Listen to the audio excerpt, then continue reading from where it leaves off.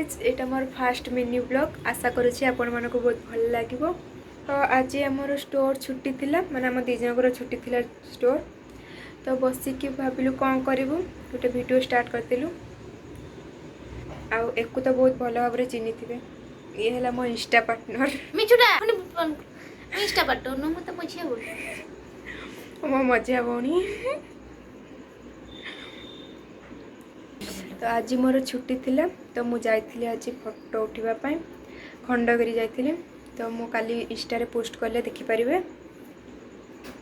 मते इंस्टा रे बहुत क्वेश्चन आछि कि तुम फैमिली रे केते जण केते भाई भौणी अच्छा। तो सेटा मु वीडियोटा भी बहुत जल्दी बनैबी कि आम फैमिली रे केते मेंबर अछंती। आम मेन लोकटा को तो देखिदेले तापर आउ केते जण अछंती तो तांको भी नेक्स्ट वीडियो रे देखैबी। मत इंस्टा रे फॉलो करो प्लीज। बिना फिल्टर देखो मैं एमती देखे ना मु जे गोटे फिल्टर लगे आपण माने मते इंस्टा रे भी जति भल पाइबा देचंती आशा करूची आपण यूट्यूब रे मते सेति सपोर्ट करिवे।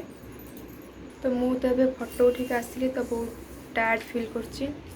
तो मु जाउची फ्रेश हेबी आपण मान में जान तो आपण को काम करिवे।